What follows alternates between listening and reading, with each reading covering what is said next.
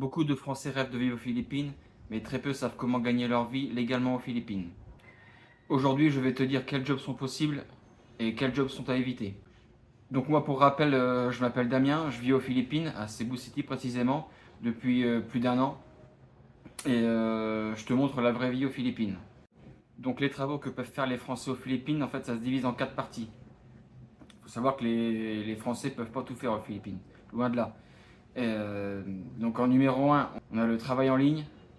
En numéro 2, on a les call centers. En numéro 3, on a les business physiques. Et en numéro 4, on a tout ce qui est hôtellerie, restauration, bar, tout ça, enfin tout ce qui est métier de commerce, quoi. Donc voilà, travail en ligne, travail à distance, quoi, les digital nomades, c'est ce qui est le plus courant. C'est 100% légal si vos clients en fait sont étrangers. Si vos clients sont philippins, en fait, il vous faut un visa spécial pour ça.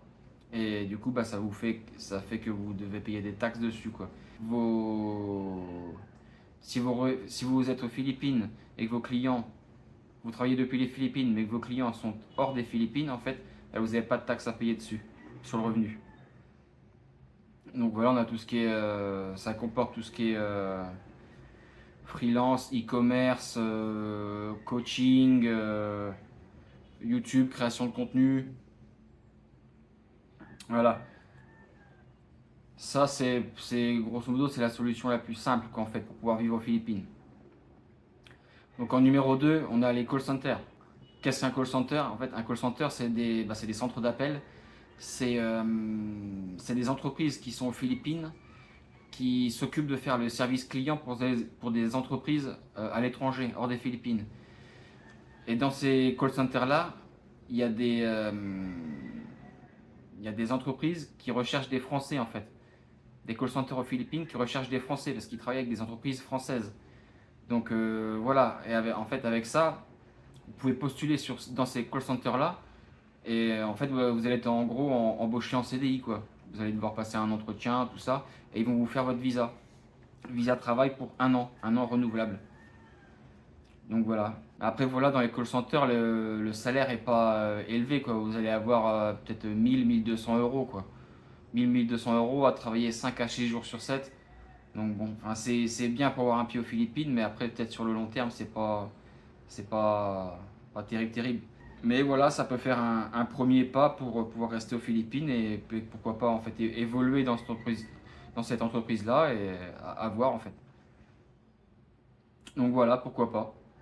Beaucoup critiquent mais les call centers, mais voilà, pour la personne qui veut vraiment vivre aux Philippines, eh ben voilà, ça peut faire un bon pied à terre quoi. Et après voilà, les call centers ils sont basés en fait à Cebu City ou à Manille quoi, la plupart. Donc voilà, il va pas y avoir un call center à Sigior ou à Cavite. En numéro 3, c'est le business physique. Donc créer une entreprise, en fait une entreprise physique aux Philippines, hein. Par exemple, je sais pas moi, par exemple, vous voulez créer une entreprise de maçonnerie, une entreprise dans les énergies renouvelables, vous voulez créer une salle de sport, voilà, bah ça, en fait ça vous pouvez faire ça, mais vous allez devoir être associé avec des Philippins. Vous n'avez pas le droit vous pouvez pas le faire tout seul. En fait, vous pouvez le faire tout seul, mais il faut investir un gros montant. En fait, je sais plus, c'est 100 000 ou 200 000 $ qu'il faut investir. Et, et avec ces montants-là, vous pouvez être propriétaire à 100% de l'entreprise. Mais, euh, mais voilà, ce que font la plupart des gens, en fait, voilà, en fait, ça s'appelle la corporation. Voilà, ils s'associent avec des Philippins. La plupart, en fait, ils font ça. Et voilà, après, il faut faire tous les papiers via avocat. Et voilà, que si vous avez des Philippins sérieux, bah voilà, après, il n'y a pas de raison que ça fonctionne pas, quoi. Mais, euh, mais voilà, je sais qu'il y en a beaucoup qui font ça. Mais voilà, ça, c'est pour tout type d'entreprise, hein. Ça peut être, voilà, hein, ça peut être aussi des bars, des restaurants. Mais en faisant ça, en fait, vous pouvez juste être gérant. Vous pouvez pas travailler dans l'entreprise, en fait. En fait, avec le visa touriste, vous pouvez créer votre entreprise avec un visa touriste, mais vous pouvez pas travailler dans votre entreprise. Vous pouvez seulement être un gérant, en fait. Ce qui est déjà pas mal. Mais après, je sais que dans certains cas, en fait, vous pouvez vous faire un visa travail par le biais de votre entreprise. Dans certains cas, en fait, mais il faut que ce soit un travail qu'un qu'un Philippin ne peut pas faire. Comme par exemple un restaurant, si vous êtes un cuisinier français, voilà, ça va être un travail qu'un Philippin ne peut pas faire de base. Donc voilà, vous pouvez vous faire votre propre visa dans certains cas. Mais ça, après, c'est pas vous qui décidez, hein, c'est vous soumettez l'idée en fait, et après derrière, c'est le gouvernement qui décide si vous délivre votre visa de travail ou non.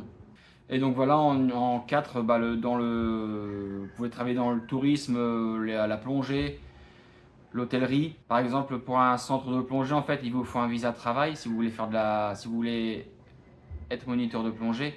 Mais voilà, après moi je pense,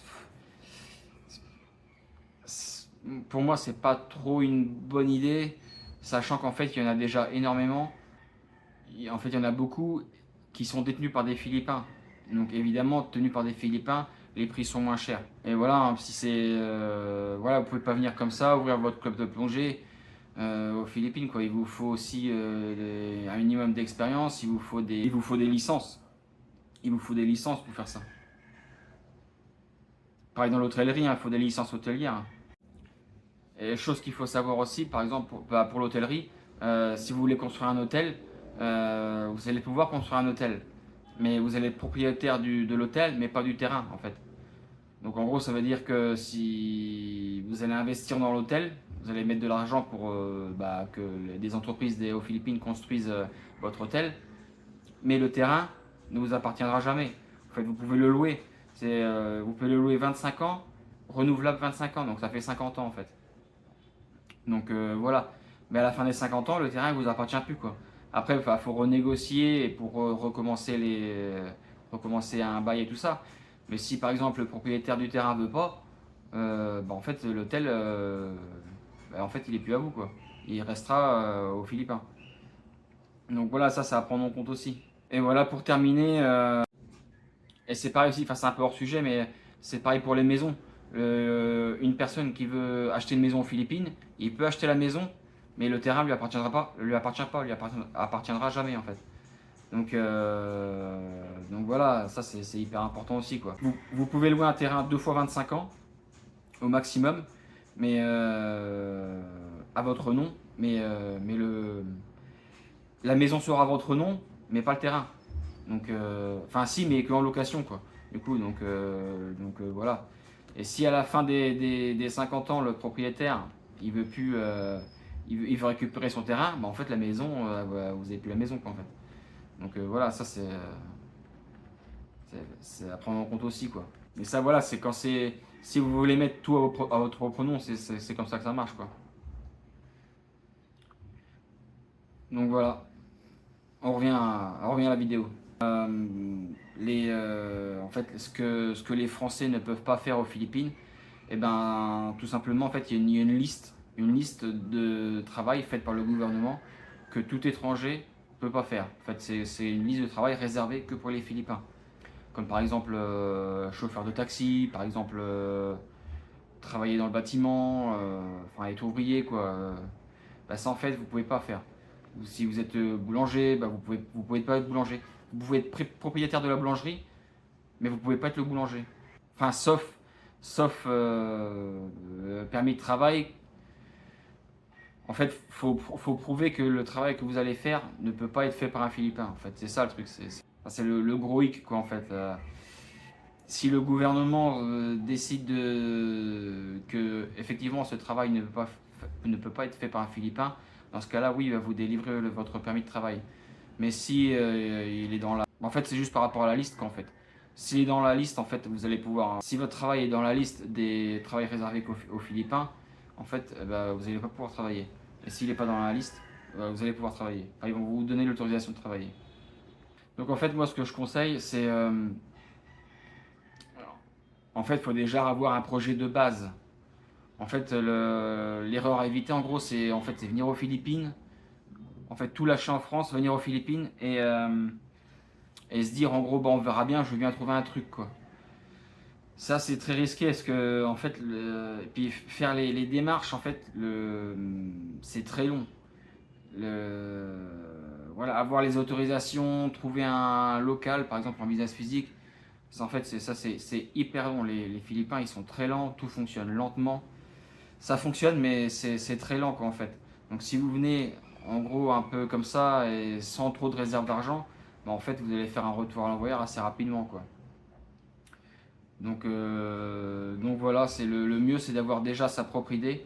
Sa propre idée, ça part de en fait venir en vacances aux Philippines, un mois, 2 mois ou 3 mois, et réfléchir à ce que vous voulez faire, voir les possibilités suivant vos compétences, et après retourner en France, et de là travailler votre projet, et en fait, et une fois que c'est un minimum avancé, en fait revenir aux Philippines et tout faire d'un coup. Alors, en gros, c'est ça, c'est le mieux. Moi, je suis venu, moi, c'est la 4e fois que j'ai en Philippines.